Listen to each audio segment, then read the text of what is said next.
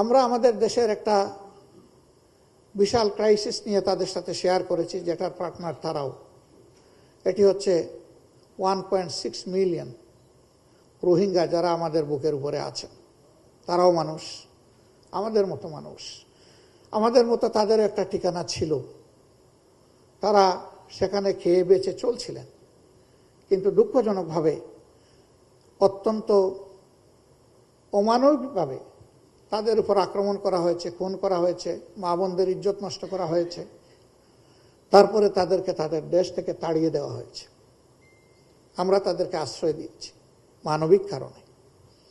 কিন্তু বাংলাদেশ এমনিতেই একটা বিপুল জনসংখ্যার দেশ। সেই দেশের পক্ষে এই ক্রাইসিস মোকাবেলা করা সম্ভব নয়। এখানে পার্টনার হিসাবে ইউরোপিয়ান ইউনিয়ন গুরুত্বপূর্ণ রোল প্লে করে।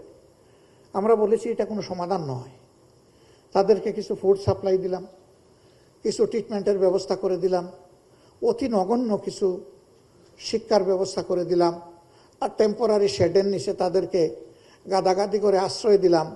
এটা অনেকটা কনসেন্ট্রেশন ক্যাম্পের মতো। এটি মানবিক জীবন নয়, এ জীবন অমানবিক। এর সমাধান হচ্ছে তাদেরকে তাদের দেশে সম্মান এবং সিকিউরিটির সাথে ফিরিয়ে দেওয়া। এটি বাংলাদেশ একা পারবে না। এখানে ইন্টারন্যাশনাল কমিউনিটির সহযোগিতা লাগবে বড় মাত্রার। আমরা তাদেরকে বলেছি যে উদ্যোক্তা হয়ে আপনারা ভূমিকা নেবেন, আমরা আশা করি। জাতিসংঘ এবং বিশ্বের বিবেকবান দেশগুলোকে সঙ্গে নিয়ে আপনারা আমাদের পাশে দাঁড়ান। যদি ইউনাইটেড এফোর্টস এই ব্যাপারে থাকে, মায়ানমার বাধ্য হবে এই লোকগুলার অধিকার তাদেরকে ফিরিয়ে দিতে, এবং বাংলাদেশ একটা রিলিফও পাবে এখানে।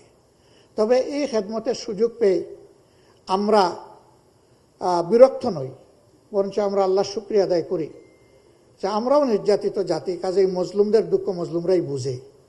এই যে মজলুমদেরকে আমাদের বুকে আমরা আশ্রয় দিতে পেরেছি, এই জন্য আমরা আল্লাহর শুকরিয়া আদায় করি।